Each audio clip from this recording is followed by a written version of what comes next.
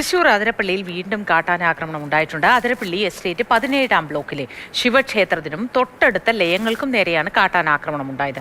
കാട്ടാന ഭീഷണി മൂലം 60ഓളം കുടുംബങ്ങൾ ഇവിടെ നിന്നും സ്ഥലം മാറിപ്പോയി. തന്നെയുള്ള ക്വാർട്ടേഴ്സ്, അമ്പലത്തിന് തൊട്ടടുത്തുള്ള ക്വാർട്ടേഴ്സുകൾ മൊത്തം 2-3 പ്രാവശ്യം പൊളിക്കണം. എങ്കിലും ഇപ്പോൾ വീണ്ടും അത് ഒരു സംവിധാനം ഇതുവരെ ചെയ്തു തന്നിട്ടില്ല.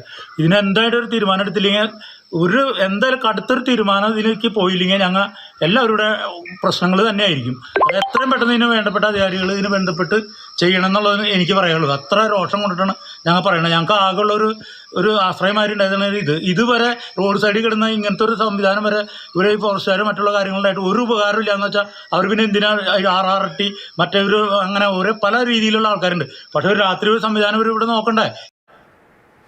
MS ലിഷോയ് ചേർന്നു ടെലിഫോൺ ലൈനിൽ വിവരങ്ങളുമായി. ലിഷോയ്, ഒരുപാട് കാലമായി ഇവരെല്ലാം ഇത് ആവശ്യപ്പെടുന്നുണ്ട്.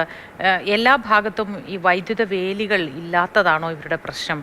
എങ്ങനെയാണ് ഈ കാട്ടാനയുടെ വരവ് ജനവാസ മേഖലയിലേക്ക് ഇറങ്ങുന്നത് നിയന്ത്രിക്കാൻ വനം വകുപ്പിന് കഴിയുക? സംഭവം നടന്നിരിക്കുന്നത് പ്ലാന്റേഷൻ മേഖലയ്ക്ക് അകത്തുള്ള ക്ഷേത്രത്തിലും അതുപോലെ തന്നെ പരിസരത്തുള്ള ലയങ്ങളിലുമാണ്. കാലടി പ്ലാന്റേഷൻ അതിരപ്പള്ളി എസ്റ്റേറ്റ് 17-ാം ബ്ലോക്കിലാണ് ശിവക്ഷേത്രത്തിന് അടുത്തുള്ള ശിവക്ഷേത്രത്തിനും അടുത്തുള്ള ലയങ്ങൾക്ക് നേരെയും കാട്ടാന ആക്രമണം ഉണ്ടായത്. ഇന്ന് പുലർച്ചെയാണ് ഈ സംഭവം ഉണ്ടായത്. അതായത് ഈ ക്ഷേത്രത്തിന്റെ ജനലും അതുപോലെ തന്നെ വാതിലും ഒക്കെ തകർത്ത് സാധനങ്ങൾ കാട്ടാനക്കൂട്ടം പുറത്തേക്ക് വലിച്ചിട്ടു. അതിനുശേഷം തൊട്ടടുത്തുള്ള ലയങ്ങളിലുള്ള അതായത് 2 തൊഴിലാളികളുടെ ലയങ്ങളിലാണ് ഇപ്പോൾ നിലവിൽ ഇത്തരത്തിൽ ആക്രമണം നടത്തിയത്. കാട്ടാന ഭീഷണി മൂലം ഈ ലയങ്ങളിൽ ഉണ്ടായിരുന്ന തൊഴിലാളികളൊക്കെ തന്നെ രാത്രികാലങ്ങളിൽ വിറ്റ്ലപ്പാറ ഭാഗത്തൊക്കെ വാടകയ്ക്ക് താമസിക്കുകയാണ് ഇപ്പോൾ ചെയ്യുന്നത്. അതായത് രാത്രി സമയങ്ങളിൽ ഇതിലൂടെയുള്ള യാത്ര വളരെ ഭയാനകമായ ഒരു യാത്രയാണ്. കാരണം ഏത് സമയവും മുന്നിൽ കാട്ടാന വരും. അതിനോടൊപ്പം തന്നെ വീടുകൾക്ക് നേരെയും ഒക്കെ തന്നെ ആക്രമണം ഉണ്ടാകുന്നുമുണ്ട്. അപ്പോൾ അതുകൊണ്ട് തന്നെ അവിടുത്തെ ആളുകളൊക്കെ തന്നെ നേരത്തെ രാത്രി കാലങ്ങളിൽ മാറി താമസിക്കുകയാണ്.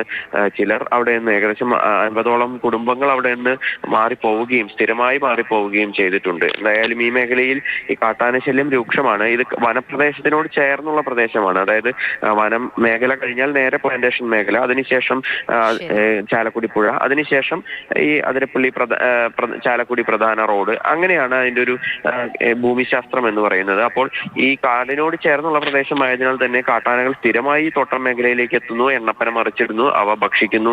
അതൊക്കെ തന്നെയാണ് ഒരു കാര്യമെന്ന് പറയുന്നത്. അതുകൊണ്ട് തന്നെ ഇറങ്ങുന്ന സമയത്ത് ആനകളെ തുരത്തുക എന്നുള്ളതാണ്, അല്ലെങ്കിൽ സ്ഥിരമായ ഒരു RRT സംവിധാനം